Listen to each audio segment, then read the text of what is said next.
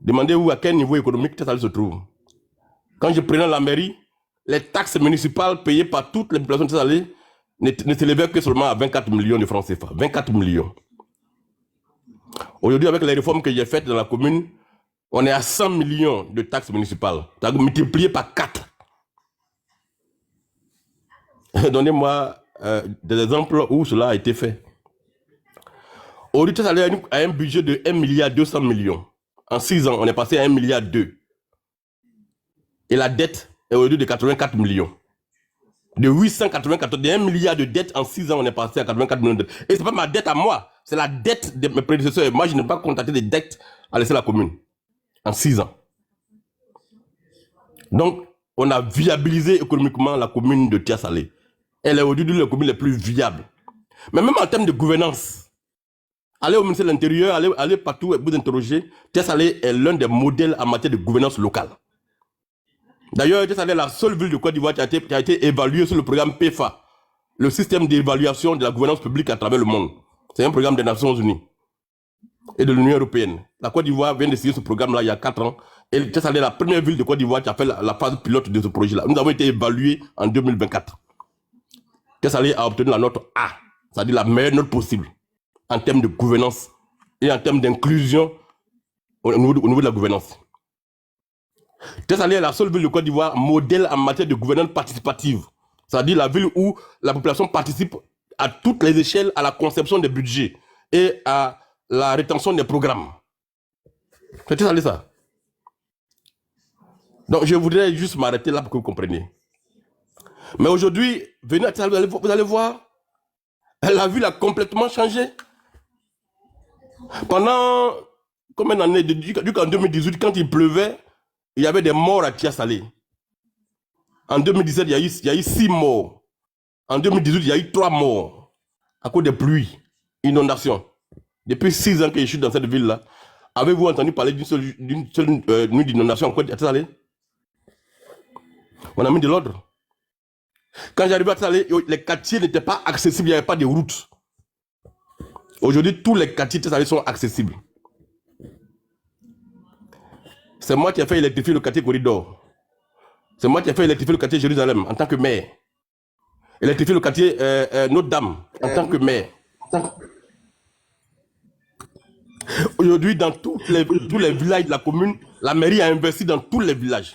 Les pompes hydrauliques à motricité humaine, la mairie les a transformées toutes en système hydraulique fonctionnant à l'énergie solaire. Allez vérifier.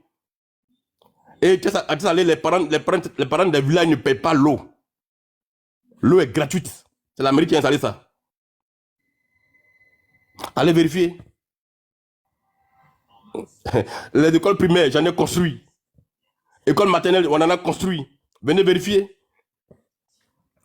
Foyer des jeunes, on en a construit 9 en 6 ans. Dans les villages de la commune. Ça, on a construit 4 encore. Ça a fait 13 foyers des jeunes construits en 4 ans. En 7 ans. On l'a fait. On a éclairé la ville. Quand on prenait la ville, il n'y avait pas d'éclairage public. Tia-Salé est aujourd'hui l'une des villes les plus éclairées de Côte d'Ivoire, avec 2 sources d'énergie, à la fois conventionnelle et au solaire. Venez vérifier ça. Bon, je voudrais m'arrêter là parce que si on veut citer tout ça, ça va prendre toute la journée. Nous avons apporté à Tia-Salé en 6 ans ce que cette ville n'a pas eu en 32 ans de municipalité. Aujourd'hui, Tia-Salé est l'une des villes les plus connues, les plus visibles de Côte d'Ivoire. La preuve au point de vue de la population. Quand je prenais la mairie à Tia-Salé en 2018, Tia-Salé avait 28 000 habitants. 28 000 habitants. 6 ans plus tard, la population est passée à 46 000 habitants. Venez voir à Tia-Salé, il y a un véritable boom immobilier. Tous les quartiers sont en construction. Tous les terrains abandonnés sont en train d'être mis en valeur aujourd'hui. Dans tous les quartiers, et c'est des maisons de haut standing qui sont en train de construire. Parce que la population de Côte d'Ivoire a repris confiance dans le leadership qui dirige la ville. Et les gens veulent maintenant construire des maisons. Prenez même un exemple au niveau même du système économique. Quand je prenais la mairie, un lot de 500 mètres carrés était vendu à 300 000 francs. Parce que personne ne voulait habiter à Tia-Salé ici. Un lot de 500 mètres carrés en 2019 était vendu à 300 000 francs à Tia-Salé. 5 ans plus tard, venez demander le prix d'un lot à Tia-Salé. Aujourd'hui, on est à 3 millions. C'est un signal de l'essor économique de la ville. La ville a pris de la valeur. Donc, ne venez pas raconter que non, il n'a rien fait à Tia Salé, ainsi de suite. Même seulement au niveau de l'éducation, ce qu'on a fait est un modèle pour toute la Côte d'Ivoire. Donc, ne venez pas faire croire qu'on n'a rien fait à Tia Salé. J'ai dit, le meilleur résultat qu'on peut apprécier, c'est l'évaluation faite par le gouvernement du Côte d'Ivoire lui-même, qui évalue les maires, avec les préfets, avec les chefs de service dans les départements. C'est eux qui font l'évaluation des mairies de Côte d'Ivoire. Et j'ai dit, le maire de Tia Salé en 2022 a été désigné 3e meilleur maire de Côte d'Ivoire. En 2023, a été désigné 2e meilleur maire de Côte d'Ivoire par le gouvernement de Côte d'Ivoire. Il a reçu un document signé par le Premier ministre de Côte d'Ivoire sur instruction du chef de l'État de Côte d'Ivoire. Ça, c'est le meilleur hommage qu'on puisse rendre à un élu indépendant qui ne dépend pas d'un parti politique. Et donc voilà un peu. Et donc, je dis que nous avons fait pour Tia Salé ce que Tia Salé n'a pas eu en 33 ans. Ça, c'est factuel, c'est vérifiable. Maintenant, je suis à vos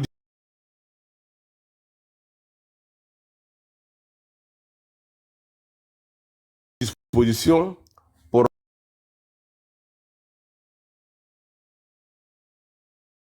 pour écouter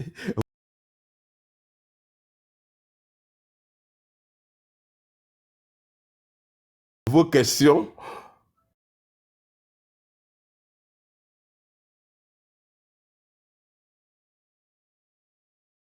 Pour Tia Salé, chacun peut venir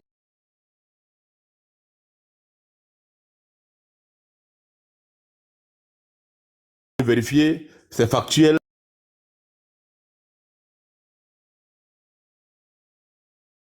Ça y est là. Maintenant, j'ai été le député. Cette députée de Tia Salé, mais dès que tu portes l'écharpe de député, la Constitution dit que tu n'es plus le député de ta localité, tu deviens le député de la nation. Donc, je représente, c'est vrai, la population de Tia Salé en tant que député de la circonscription, mais au-delà de Tia Salé, je représente l'ensemble des Ivoiriens. C'est pour cela que je suis en train de déployer mon action à travers toute la Côte d'Ivoire. Et comme je l'ai dit depuis quelque temps, on dirige un pays par cycle politique. Un cycle politique qui a commencé en 1960, s'est achevé en 93 avec le décès du président Fouboy. Un cycle politique a commencé en 93, il s'achève en 2025. Et à partir de 2025, un nouveau cycle politique commence. Le président Bédi est décédé en 2023-2024. Et ça marque le symbole de la fin d'un cycle politique, qui était incarné par 3 grands leaders que sont le président Gbagbo, le président Ouattara. Leur cycle politique prend fin à partir de 2025. C'est le début, ça. Et donc, ils peuvent être candidats en 2025, mais ce cycle-là, sa fin commence en 2025 pour se terminer en 2030. À partir de là, une nouvelle génération de dirigeants ivoiriens va arriver. Et donc, celui qui n'a pas compris ça, il n'a rien compris en fait. Parce que le cycle prend fin. Tout le monde, ceux qui ont une petite capacité d'analyse, savent que le cycle a pris fin. Et que dans tous les partis politiques, se prépare une nouvelle génération qui arrive. C'est pour ça que nous avons mis en place notre appareil à nous qu'on appelle ADCI. Et donc, nous allons jouer un rôle dans ce nouveau cycle qui va commencer. Et qui commence maintenant en 2025. Et qui va courir jusqu'en 2050. Nous sommes de ce cycle-là. C'est notre génération-là. Et donc, je prends ma part de responsabilité en tant que membre de cette génération qui arrive. Et aujourd'hui, en termes d'impact sur les Ivoiriens, je pense avoir mené des combats qui ont eu un vrai impact sur les Ivoiriens. J'aurais pu me taire comme tout le monde. Chacun prend son argent et puis se tait. Il vit à sa famille. On est là, on voit ça, non? Est-ce que c'est moi qui ai plus d'argent en Côte d'Ivoire? J'ai pas d'argent. Est-ce que moi j'ai apporté un appareil politique qui est au pouvoir? Non. J'aurais pu moi aussi prendre mon salaire de député chaque mois 3 millions, avec mes avantages qui vont avec, et me taire et bouffer à ma famille. Je peux le faire comme tout le monde. Mais pourquoi moi j'ai décidé de ne pas faire comme tout le monde? Et que je risque ma vie? Est-ce que vous savez le nombre de plaintes que j'ai déposées au parquet d'Abidjan en 6 ans? Ça fait 8 aux menaces de mort. Vous savez pas ça? Est-ce que vous savez le danger que je cours à affronter des multimilliardaires? Des gens qui parlent en milliards. Et puis un enfant de Tia Salé qui n'a rien, qui n'est que député, il va affronter tout ce système-là. Vous pensez que c'est un jeu? Mais c'était aussi facile, tout le monde allait le faire. Est-ce que vous savez que les opérateurs, des opérateurs de téléphonie mobile ont financé mes adversaires en 2023 à Tchassalé pour me faire tomber? Est-ce que vous savez ça? Que des opérateurs de téléphonie mobile ont financé mes adversaires politiques à Tchassalé pour que je paye les élections. Parce que je leur pose un problème. Les gens ont dépensé 2 milliards.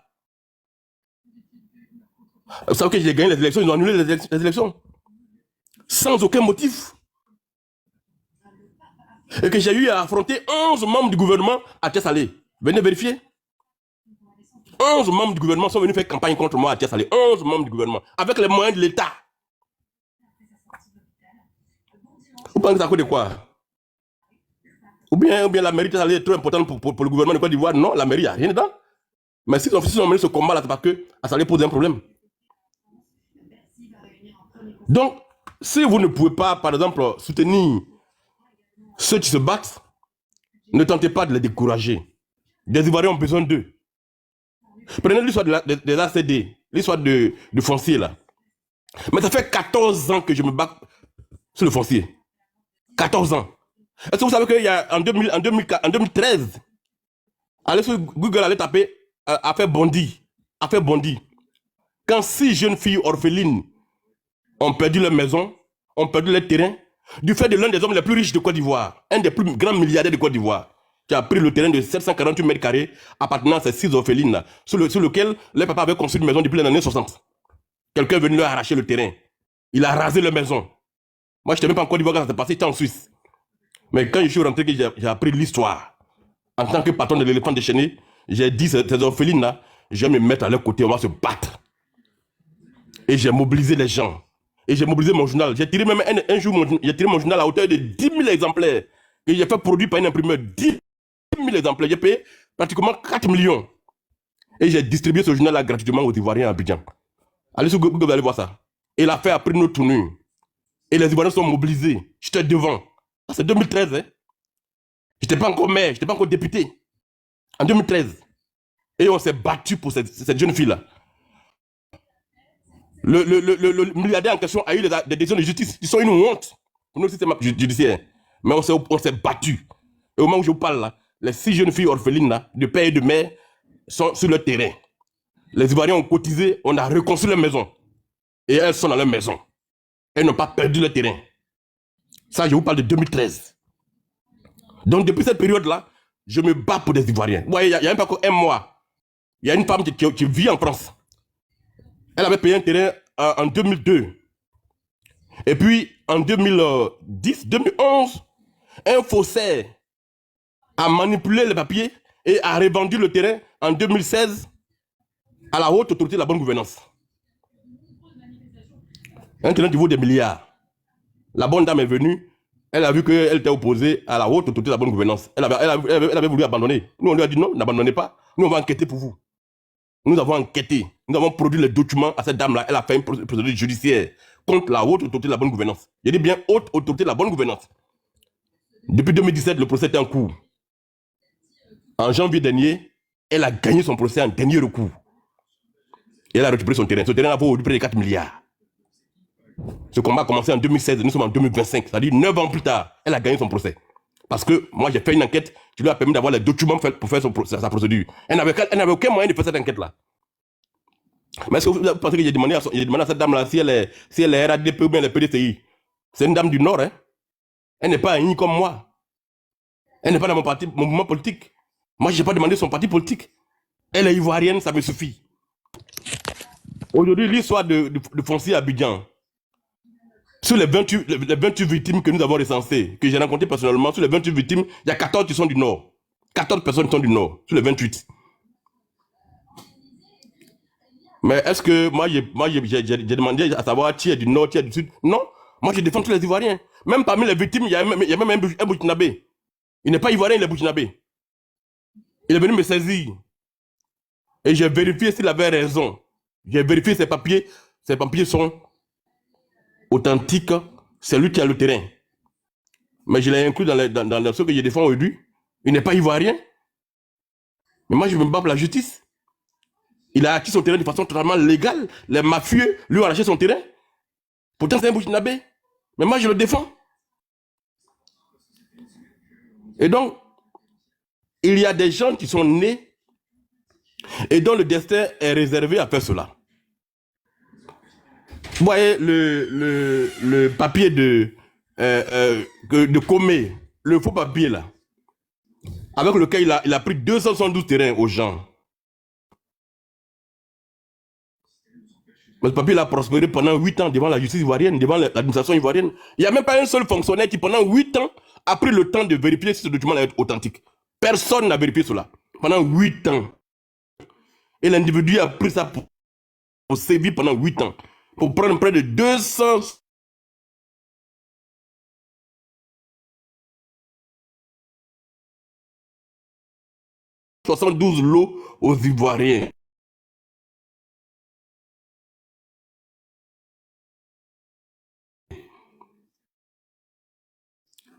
Mais quand j'ai pris le dossier là, qu'est-ce que j'ai fait avec ça?